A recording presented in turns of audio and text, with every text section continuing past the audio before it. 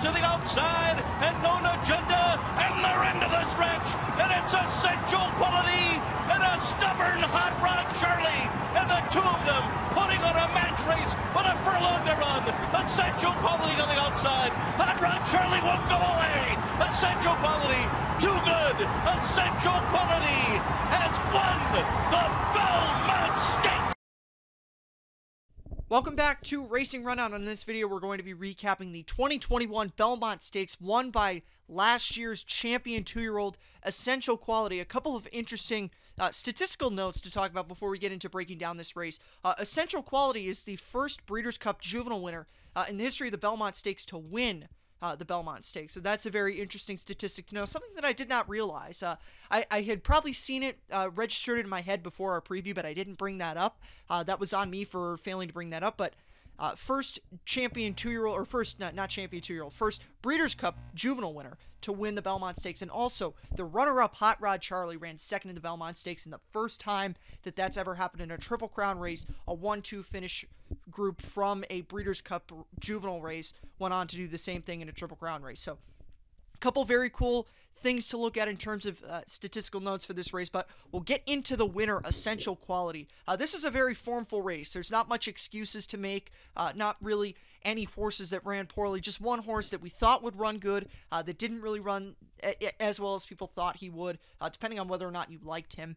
But first, we'll talk about the winner, Essential Quality. I mean, he has done, at this point in the year, not really much wrong. I mean, you look at the Kentucky Derby, those excuses, especially now, look so much more valid. He didn't have a great start, got hit, got slammed a little bit. The connections have been saying that kind of took him out of his element, and then he was very wide on the trip in the Kentucky Derby. If you're a trackist person, like those kind of metrics, we're not too big on that on this show, but I know that there are people out there who do like that. So that you see with the way he ran in the Kentucky Derby, he ran much farther than the winner, the runner-up, or the third place finisher did. So if you like those metrics, those excuses definitely are valuable to you. But even still, Essential Quality, bred to get the Belmont Stakes distance, especially by Tappet, and before the Kentucky Derby, flawless. Bluegrass, really good win. Southwest, great win. Obviously, what he did as a 2-year-old was fantastic. So, lots of superlatives to say about Essential Quality. We'll get to the other horses, but I'll give Eric the opportunity to say some things about Essential Quality right now.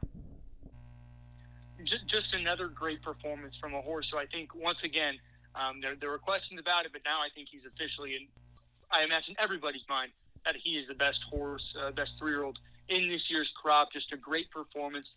The adaptability of this horse has always been something we've highlighted and everybody's talked about, that he's been able to win up close and come from off the pace. That's why so many people loved him in the Derby. They knew he could work out any kind of trip. Obviously, didn't work out that day, but here in the Belmont, he got kind of outbroken by a good portion of the field, or out-hustled early on, and he had to take back. I mean, he was further back than Bauer, a horse who, when they squared off in the Breeders' Cup Juvenile, he was well in front of. And then Hot Rod Charlie was, about a good 6 to 8 lengths in front of him at points in the race. And if you go back to the Breeders' Cup Juvenile and the Kentucky Derby, they were in relative, about a length or two from each other in those races. So I think that, for Essential Quality, further heightens this performance. In addition to, I think, in the Derby, he was wide around, the turns, and he was only wide around the far turn this time in the Belmont, but even then he was able to overcome that and grind it out and get the win. Hot Rod Charlie was such a gamer. Great to see those two finish 1-2. And just to build off that stat that Jack mentioned, the first time in history, the Breeders' Cup Juvenile exacta came back to be the exacta of a Triple Crown race the next year. But also, even more interesting, this is the first time in history the second time in history, the first time since the inaugural Breeders' Cup Juvenile that multiple horses that won or placed in the Breeders' Cup Juvenile came back to win or place in a Triple Crown race. And it's the first year in history that multiple horses from the previous year's Breeders' Cup Juvenile have placed or won multiple Triple Crown races. Of course, that is assuming Medina Spirit will be disqualified from the Kentucky Derby, in which case Hot Rod Charlie elevated to second, Essential Quality elevated to third. So it just goes to show you how talented these two are, how well they've held up their form over the years. And then, of course, you throw in Bauer, fifth in last year's Breeders' Cup Juvenile. Now he's placed won the Preakness, placed in the Belmont. And then, of course, you have horses that were third and fourth. Keep me in mind, wasn't in the Belmont. He ran excellently in both of his Triple Crown appearances. And then Jackie's Warrior, who's a graded stakes winner, was fourth. So this 3-year-old crop, at least at the top level, has held up extremely well. And it's exciting to think they'll hold up even stronger as the rest of the year goes on. And the longer we get away from the 2020 Breeders' Cup Juvenile, the more formful that race ends up being. We talked about this even going down further to King Fury, a graded stakes winner. We haven't seen him since Lexington, but just showing that the form from that Breeders' Cup Juvenile is spectacular. But we'll get to Hot Rod Charlie now. He is just such a fighter. There were a lot of questions about whether or not he was going to be able to get the distance of the Belmont coming in here. You look at the dam side of the pedigree. His dam produced Breeders' Cup sprint winner and champion sprinter Matoli a couple years ago, so definitely doesn't indicate being able to get a mile and a half. And Oxbow, if you go back and watch his Belmont Stakes, yeah, he ran second, but he ran a very, very tiring second in that Belmont Stakes. So if you just went by the pedigree, that Hot Rod Charlie didn't really look too strong for the Belmont. But of course, Hot Rod Charlie ran a very good second. I said it in the Belmont preview. This horse is a fighter. He's going to finish in the top three. I picked him third. He ran second. He ran exactly how I thought he would in the Belmont, minus him running second as opposed to third. But, look, you have to talk about this horse. Only 2 wins in his career, but, you look at his fantastic second place finish in the Juvenile, fantastic third place finish in the Derby, picking off of what Eric said. Assuming that Medina Spirit is disqualified, he will be elevated to second. Doesn't really count in terms of the finishing set, crossing the wire second in the race, but still spectacular finish there. I mean, you toss out the first 3 races of his career, which effectively I do, and I think most other people who have looked at this horse since then are going to do. I mean, this horse is spectacular. It doesn't matter what kind of race he's in, he's always going to run an A game. Since that maiden special weight win in October at Santa Anita has not been worse than third, and that third place finish that he had in the Bob Lewis was a neck finish behind Medina Spirit, who finished a nose in front of the horse that finished second in that race. So Hot Rod Charlie is a spectacular 3-year-old.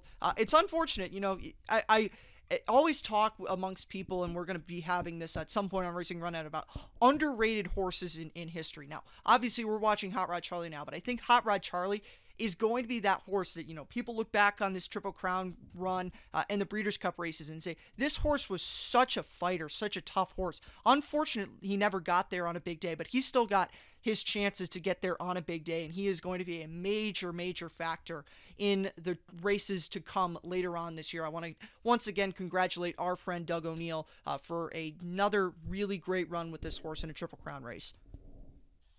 Absolutely. I mean, this horse is just so much fun to watch. And I probably saw more tweets in my Twitter feed about how well Hot Rod Charlie and how game he was in the Belmont Stakes. More of those than I saw actually congratulating Essential Quality. But I don't blame anybody, because that was just incredible. The fractions he set. We saw the 2 pressers, Rock Your World and Francisco de Ina, how they handled those. Hot Rod Charlie was the guy out there doing the work, the dirtiest of the work.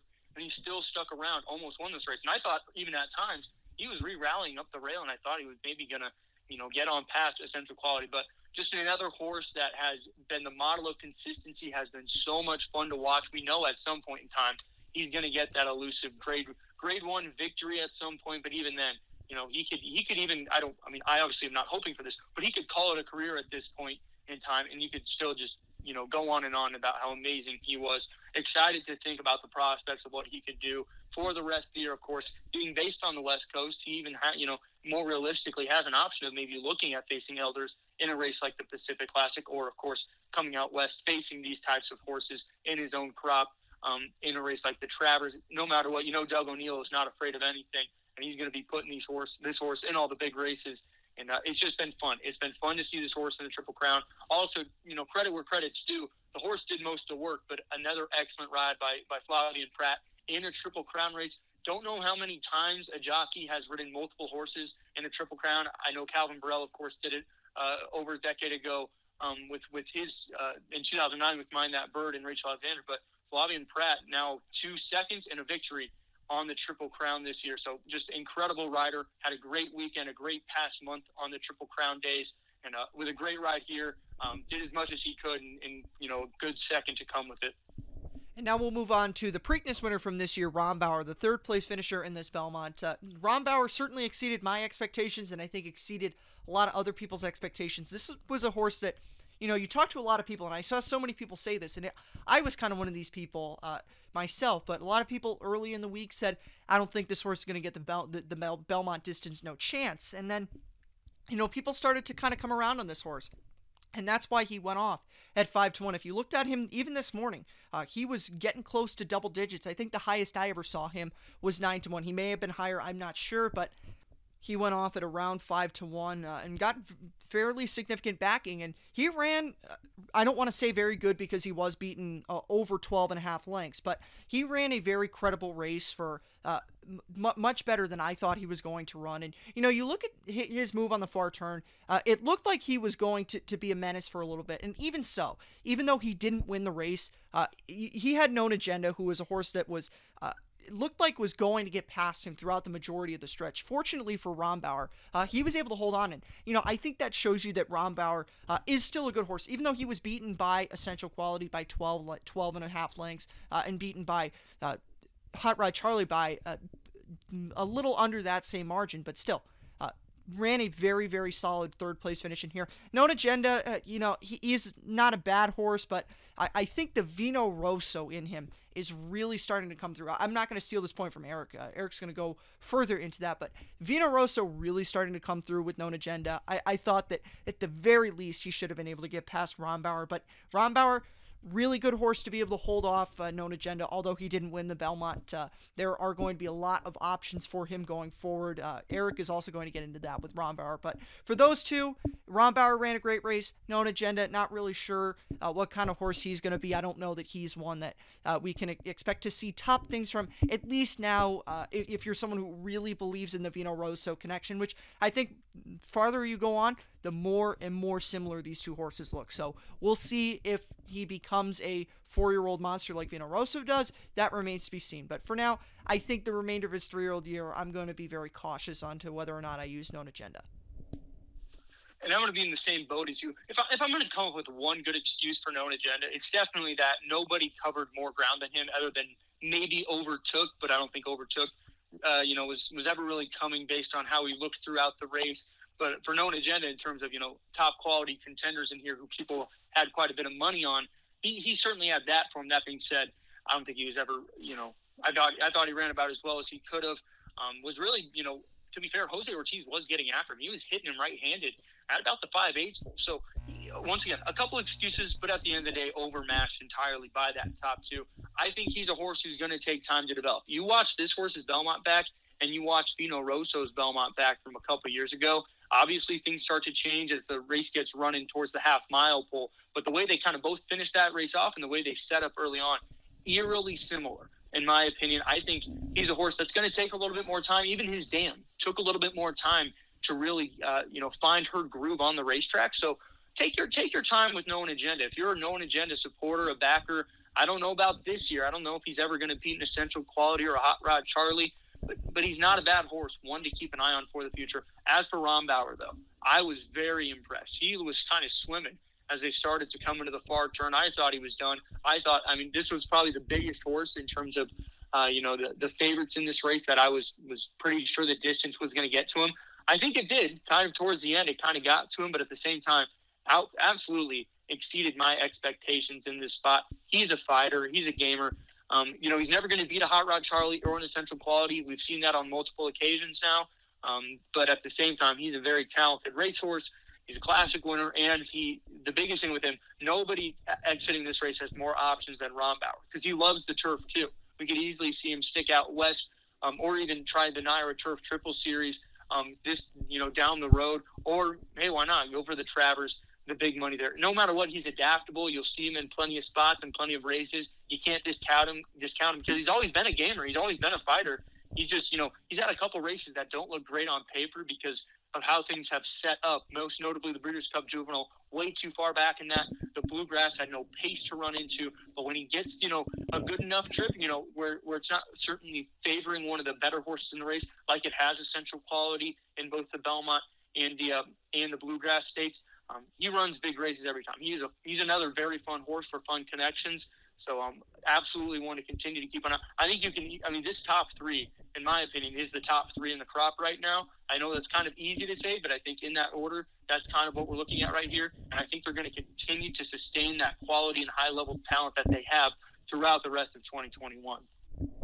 There's not really much more to say about the rest of the field aside from Rock Your World, who we will get to in a minute, but I just wanted to mention the other two Pletcher runners. I mean, Bourbonic and Overtook, I'm sure Eric is going to agree with me on this. They both ran like typical Pletcher plotters do. I mean, the form from the Wood Memorial has been horrendous, so, I think Bourbonic kind of put the final nail in the coffin of the Wood Memorial being a horrible race, going back and looking at that, and then Overtook is not much better. We'll see what happens with the form from the Peter Pan, but, Overtook is not great. It wasn't great coming in here. I thought he had a chance to hit the board, but that I acknowledged even in the preview when I picked him second that he was that was a reach pick, but took my shot. Unfortunately, it didn't work out, but we know what kind of a horse he is. France Godina challenged the pace early, got absolutely obliterated by that first 3/4 of the race, and he was done. He did not finish the race. He was eased in the stretch, but we'll get to another horse that just seems to have trouble every single time he runs, and that's Rock Your World. The other big story from the Belmont is going to be, once again, start compromises Rock Your World, and this time he didn't get to the lead, and I think that's what a lot of people were hoping about Rock Your World, was he was going to get to the lead, be able to dictate his own race, and then when they came to the stretch, he was going to have enough late to hold on to it. Unfortunately, him not getting out of the gate quickly enough was the biggest problem with him not getting to the lead, but still, they went as fast as they did. That compromised him still. So number one problem with him was the gate stumble. He didn't really stumble, but the start absolutely cost him. Fractions did no help, and at the end of the day, Rock Your World had nothing left at the end of this race. Unfortunate for him because, he looked really good out in California. I'd be interested to see if he ends up back on the turf, but that's entirely speculating. You could also see them, definitely, Eric's going to talk about this too, but definitely gate things are going to have to be something to improve with Rock Your World because there are consistent problems with this horse. So we'll see if they can be able to improve him, but at the end of the day, I think Rock Your World is... Distance got to him. I think he may be just a cut below everyone else, but certainly start was the biggest problem for him in this race. Definitely compromised him. I don't think he was ever going to Flavien Prat, he didn't know that Joel Rosario and Rock Your World missed the break to his outside. He gunned him from the gate. So no matter what, they were going to be duking it out early on. But for Rock Your World, I mean, it was game over after he missed the start. He broke, behind, 3 or 4 horses and had to be hustled up there. Pretty much game over at that point. That being said, I don't even think with a clean break he sniffs the board in here. I think he runs probably similar to how he ran, even with the break that was poor. And this is a horse who I think a lot of us overlooked the break from the Santa Anita Derby. Because he won that so impressively, a lot of us overlooked that heading into the Kentucky Derby. When a horse wins like that, you really don't really care how they start.